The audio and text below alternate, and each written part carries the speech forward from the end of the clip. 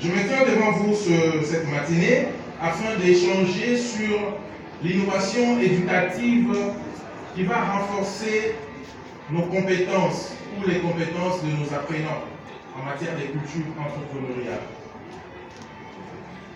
Nous parlons ici culture entrepreneuriale, ça veut dire création des valeurs.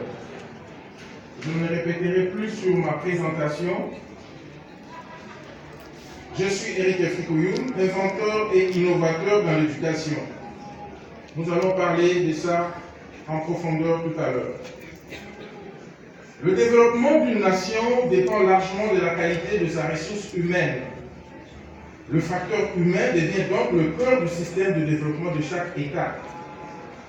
C'est de la stratégie éducative que découle le développement intégral d'une nation. On observe partout dans le monde que les pays qui ont contextualisé leurs systèmes éducatifs produisent des apprenants intégrés dans la société qui, en retour, assurent le progrès national. Les pays scandinaves en Europe en sont un modèle. Les États africains ont tous hérité de l'école gréco-romaine organisée par Charlemagne et léguée par la colonisation. Et le système hérité de la Rome antique a donné naissance à l'économie du marché ou du capitalisme. Ce modèle économique global fonctionne suivant les principes bien définis qui ont évolué au fil de l'histoire. Étant donné que le développement est subordonné à l'environnement économique ou macroéconomique, d'où l'intérêt d'une éducation adaptée aux contraintes du système économique sous ou dans lequel vous vivez. C'est à ce niveau d'assimilation, de contextualisation et d'appropriation que devraient arriver les États africains si nous voulons régler efficacement les questions de la pauvreté, de la paix, du dividende démographique, etc.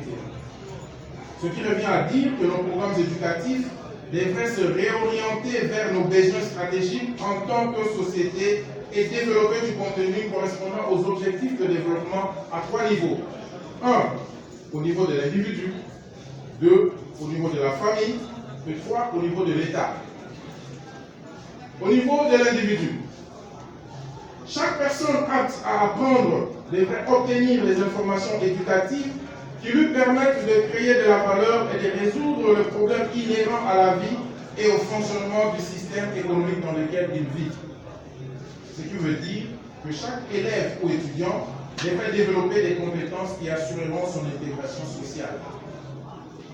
Au niveau de la famille, qui est la plus vieille et la plus grande institution humaine, la culture de création de richesse devrait être clairement comprise par tous ceux qui composent une famille suivant leur rôle respectif. Les futurs époux, par exemple, devraient être éduqués à la création de richesses familiales. Les parents avec des enfants adultes ou jeunes doivent obtenir une éducation à la création des richesses. Cette richesse peut être économique, sociale ou culturelle, à ne pas confondre avec l'éducation financière. Cette éducation permettra aussi à la famille de comprendre son rôle au sein de la communauté et de ses interactions naîtra l'intelligence collective qui mènera à l'organisation de l'État et l'efficacité de ses stratégies. Ceci n'est pas un rêve. Nous avons pendant 6 ans travaillé sur cette question en recherchant des solutions de la manière suivante. Il a été question pour nous, 1. de développer des ressources émotives des individus ou des groupes. 2. de développer des ressources cognitives individuelles et de masse. 3. développer des ressources interactionnelles. Les ressources émotives, ce sont les valeurs qui sous-tendent la personnalité de l'individu créateur de richesse. Les ressources cognitives sont les informations scientifiques ou l'instruction que reçoit l'apprenant. Et les ressources interactionnelles, c'est la capacité de l'individu à interagir avec son environnement en exploitant les informations scientifiques afin de créer de la richesse. Nous avons donc élaboré la contextualisation disciplinaire et l'expérimentation par le projet. De la maternelle à l'université, en passant par l'éducation non formelle, nous avons conçu un outil didactique universel qui nous permet de réaliser notre approche éducative.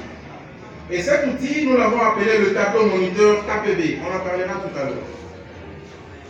Le sigle KPB vient du nom du révérend frère Capin Mouyoul, qui était un religieux catholique et qui a été notre mentor. Et c'est lui qui nous a ouvert le monde au savoir. Donc, c'est une reconnaissance vis-à-vis de notre formateur. Le tableau moniteur KPB est une matrice tabulaire multifonction réalisée en version physique et numérique. Il se retrouve dans nos manuels comme outil d'apprentissage, pragmatique et interactionnel pour contextualiser les matières disciplinaires. Sous sa forme imprimée, le même tableau sert de support didactique pour l'enseignant et les apprenants en classe et hors des classes. Avec ce tableau, il s'agit de passer de la matière apprise à la réalisation à produit, c'est-à-dire le développement d'une compétence. Dans le système éducatif ivoirien, on utilise l'approche par les compétences qui, successivement dans la logique, après l'apprentissage, il y a le renforcement et après le renforcement, il y a l'évaluation. Ce tableau et son contenu par niveau interviennent sur les deux derniers plans, ça veut dire le renforcement et l'évaluation. Le renforcement se passe à travers un travail de groupe et d'évaluation se fait par une méthode ludique dans le but de soutenir les faibles et partager le savoir. Et ce programme a été appelé le Challenge du savoir, qui avait commencé les cycles primaires 10 ou 13 ou 15 ans plus tôt. Ce qui implique que nos étudiants doivent prendre conscience de leur place au sein du développement de nos États. Pour l'éducation non formelle, en tant qu'artisans, nous avons compris la force qui sépare les intellectuels des artisans, qui sont eux ceux qui créent pour répondre à nos besoins quotidiens. Le renforcement des capacités intellectuelles de l'artisan devient un impératif si nous voulons créer des industries locales. Cependant, lorsqu'on attend de l'artisan qu'il aille au cours après son travail de la journée, il va sans dire que peu d'entre eux pourront y aller. Nous avons réfléchi à une forme de pédagogie adaptée et autodidacte qui permette aux enfants qui passent toute leur existence dans les ateliers à apprendre un métier, à pouvoir se familiariser avec les rudiments de la science, notamment la lecture et l'écriture. Le système fonctionne également pour les adultes dans une approche de proximité en prenant en compte toutes les dimensions de développement opérationnel de son entreprise. Pour les familles, des modules d'éducation à l'entrepreneuriat familial sont en train d'être édités afin de renforcer les capacités des familles en matière économique. Nous allons à présent vous faire une brève démonstration du fonctionnement du système Linkesco. Alors, comment fonctionne ce système?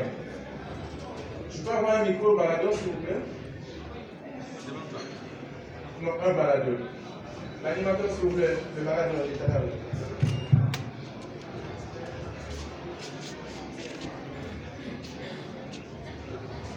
Alors, je vais passer sur ce tableau de l'autre côté. Vous avez ici le petit format du tableau KPB qui sert à l'instruction, à la formation et à l'éducation du plus petit. Le fonctionnement de ce tableau est standard. Nous avons sur cette ligne, comme vous le verrez de l'autre côté, pour ceux qui sont loin, nous avons ici la ligne